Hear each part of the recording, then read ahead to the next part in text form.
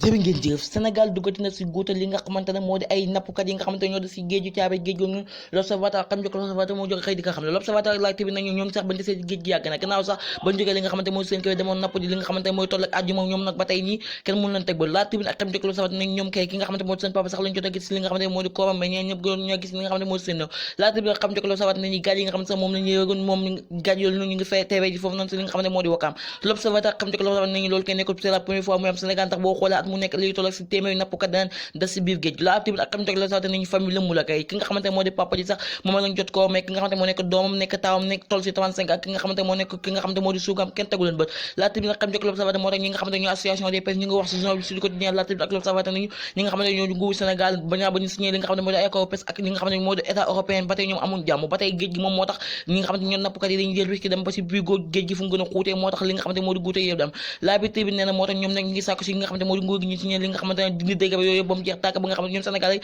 dañ mën a amaat jot normal ndax bu lu ko mooy kon taay di ñëw du yàgg dafa jënd na manqué Sénégal la tamit nag xam njëkk l'observateur nañ ñooñu koy dañuy wax ak mooy président de la république tontu woon na leen 31 décembre 2020 su du quotidien nañu président de la république lii la leen tontu woon nee na li nga xamante mooy état européen boobu noonu jën yi napp Sénégal soxlañ ko tey soxlañ ko ëllëg ndax moom laajte na si ba nga xamante bañ ko waxee jën yooyu sax xamu ko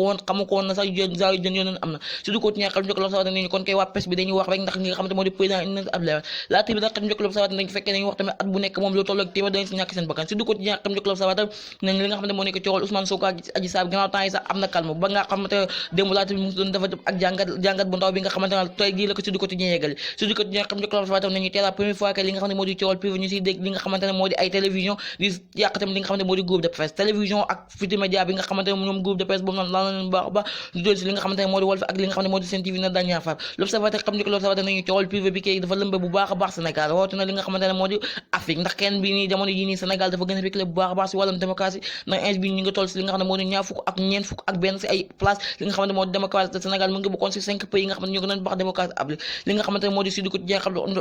nañu dem foofu noonu si diwaanu Kaffrine fekk nga xamante moo nekk chef de quartier fi nga xamante moo di Diamaguène Escale moom Baye Serigne Signal mu ngi wax journal bi Sud Quotidien nag ñi nga xamante ñoo moom foofu na ay pàkk te tabaxuñ ko dañu fa daal deewoon nañ ñëw xool seen pàkk xàmmee ko wala tam buñ ko xàmmee ñu utal leen ay kii ndax ki nga xamante ne ñoo jiite ministre de l'urbanisme du logement et de l'hygiène publique dafa ñëw wax ne pour gars yi jël seen pàkk bu ko deful moom dana ko nangu inshallah rabbi def leneen laa tamit xam njëkk l'observateur moo tax Baye Serigne Signal loolu dafa dal seen kaw deewoon képp ko am pàkk mu ngi ñaan gépp Kaffrinois bu fa am pàkk nga ñëw jël ko wala tamit boo amul kayit ñoom ñu leen leen kayit ba mu mat surtout ko ñaa xam njëkk l'observateur nañu jamono ki kii dafa tàng jëf-jëf ndax ins bi moom état bi moom poox ndool rek lay wut fépp fi nga xamante ne gis na doxul rek dina fa gaaw def li nga xamante moo di coppate laa tamit nag xam njëkk l'observateur nañu koy ins bi moom